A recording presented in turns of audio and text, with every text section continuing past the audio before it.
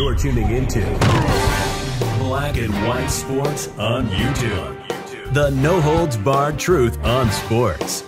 The main event starts now. All right, Black and White Sports supporters, let's talk about the Raiders. We haven't talked about the Raiders nearly enough as of late. A team I really enjoy talking about because, well, you know, Gruden, Antonio Pierce, I like both those dudes. And I love the guy that John Middlecoff from 3 and Out interviewed on his podcast, and that's Mike Mayock. Now, I know a lot of you guys, probably Raiders fans, might not think so much of Mayock, but I think he's, of the on-TV draft pundits we've ever seen, I think he was the best. And I'm not sure it was really that close. And if you go back and look at some of the players drafted under Gruden and Mayock, well, they might have been a couple of players that were better than people wanted to act like. Let's put it that way. Well, he come out and he made some comments about a guy that's really beloved by a lot of Raiders fans, and that's Derek Carr. Also, Derek Carr is a perfect example of be careful what you wish for. And what I mean by that is, the Raiders currently do not, I mean, I guess Aiden O'Connell's your starting quarterback right now, but then that quarterback position was awfully stable for a lot of years with the Raiders. The rest of the team wasn't, but Derek was, all right? In case you're wondering, before we get into that, this is 2023's quarterback grades on PFF.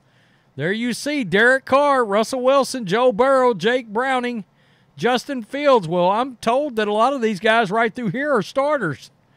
Well, Derek Carr should be a starter. By the way, Buccaneers did not want to go into quarterback hell, so they re-signed Baker. And it should be noted, I mean, Derek Carr had nearly the exact same season Baker did. 68%, 3,900 yards, and a 97 QB rating. By the way, just 2 seasons ago, he had 4,800 yards. And Josh McDaniels decided he was not happy with Derek Carr, and he got rid of him. Anyway, the Saints, by the way, and we got some words from Derek on playing the Raiders this year, but there will be a Raiders-Saints game, and I think that'll be very interesting. I'm sure that's something we'll talk about on this channel. So let's get to this interview from Jon Middlecoff. I have been listening to Jon Middlecoff as long as I can remember at this point. I love that 3 and Out podcast, and Mike Mayock was on.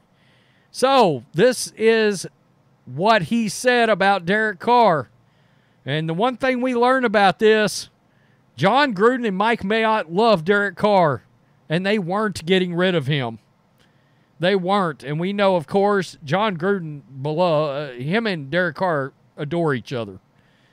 Quote, I mean, the reality is, in the NFL, the way I look at it is, there's always going to be an X number of franchise quarterbacks, Mayock said. And that number could be 5, 6, 7, 8, whatever it is. And you and I could look at that list and you could say, there's 5, or I could say there's 7, or you know what it looks like and it smells like when they're franchise guys. One group below that, there's 7 or 8, 6, 7, 8 franchises. One group below that is another 5 guys or 6 guys that I think you can win with. Meaning you can win even up to a Super Bowl with a group of guys as long as you're good enough surrounding them on both sides of the ball. Absolutely accurate. I mean, Brad Johnson won a Super Bowl, folks. You know, we haven't said this enough. Sean McVay wanted to get rid of Jared Goff, and look, they won a Super Bowl with Matt Stafford. You can't argue with that. But Jared Goff's obviously a lot younger, and, well, he took the Lions to the NFC Championship game. Point is, Jared Goff's a guy that people just considers to be a dude when he's made 2 NFC Championship games and 1 Super Bowl. And still, people think he's not good enough. Okay, I mean, I don't get that. But I think that's the point that Mayock is trying to make here, right? Do I think you could get to the Super Bowl with Derek Carr? Yeah, on the right team, sure I do. It's kind of like if you dropped him on the 49ers, do you think he would just crash and burn? Nah, he'd probably go to the Super Bowl. I'm just pointing that out. Meaning you can win even up to a Super Bowl on that side of the ball if you got enough guys surrounding it. I felt strongly that each year with Jon Gruden, Derek Carr got better. And by the end of the 21 season, whether you were a Derek Carr guy or not, I think you probably had to say he's a top 12 or 13 quarterback. And if you liked him, he might be an 8, 9, 10 guy. If you didn't like him, he was a 12, 13, 14 guy. But Derek was a top 12 quarterback in our opinion. So the question is, somebody can give you a first-round pick, but if you don't have the answer to who's getting under center the next year, that first-round pick isn't going to do you any good. He's not wrong. He's not wrong. And I think about that right now, guys, with how competitive the Vikings have been, and I'm talking about competitive to make the playoffs and then see what would happen. Well, they don't have Kirk Cousins anymore, and it could get long, cold, and ugly for Minnesota at quarterback. For how long? Look how long the Jets have gone without a franchise quarterback. Just pointing that out. Just pointing that out. Same thing with the Browns. They got rid of Baker Mayfield. Who's to say they got their franchise guy right now? Yeah, I'm just pointing that out. Joe Flacco was more of a franchise guy than Deshaun Watson.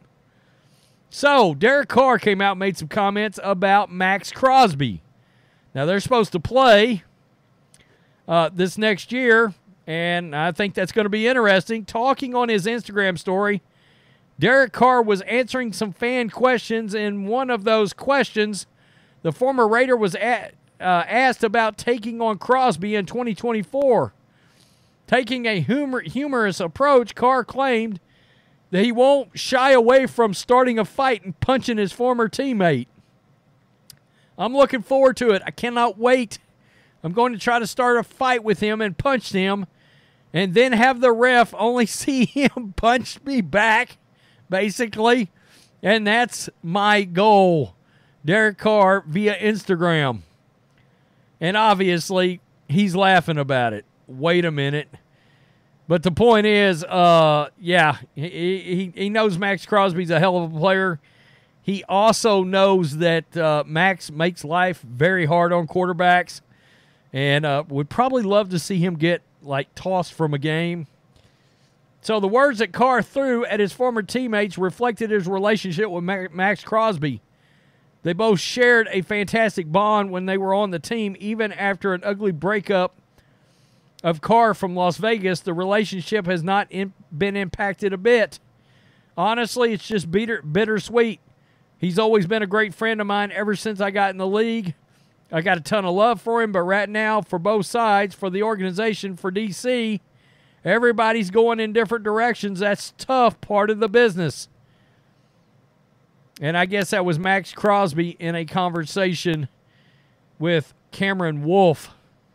So, yeah, I mean, that's got to be odd for those two guys to have to play each other. My question is, and one of the reasons I always like to do videos like this is, what do Raiders fans think? Because there is a portion of the Raider fan base that adores Derek Carr. And what I would say, and I'm going to play a game of what if here, but how much better would you feel about the Raiders right now, knowing you've got Antonio Pierce as your coach, and you got Max Crosby, you got Devontae Adams, you got Michael Mayer, you got Jacoby Myers, if you just had Derek Carr to drop back in there at quarterback? With the way this defense finally played and showed its ass under Antonio Pierce and Patrick Graham, I want you to think about that. If you had a quarterback just the stature of 12 to 18 in the league like Derek Carr, who almost never played with a good defense behind him, ever, what would this team be capable of? Could it win with that defense and Derek Carr? Could it win the West? Or at least give the Chiefs absolute hell, considering the Raiders are already giving the Chiefs absolute hell? Man, that's the question at hand now, is if Josh McDaniels never shows up, and maybe you don't get Antonio Pierce then, and things happen for a reason, but what happens if you don't have another quarterback for the next 5 years? Because, guys, there's franchises that hadn't had one in 20 years. It can happen to every frickin' team. I'm a 49ers fan. Whew. Those Alex Smith years in the beginning, the first pre-Jim Harbaugh years, oh, they were really bad. They were really, really bad. And there were some other teams, other quarterbacks, J.T. O'Sullivan, Tim Rattay. I'm just saying, after they decided Jeff Garcia wasn't good enough after 4 straight Pro Bowls or whatever it was. Well, I tell you what, we missed Garcia real fast. Niners fans did. Tell me what you think, black and white sports supporters.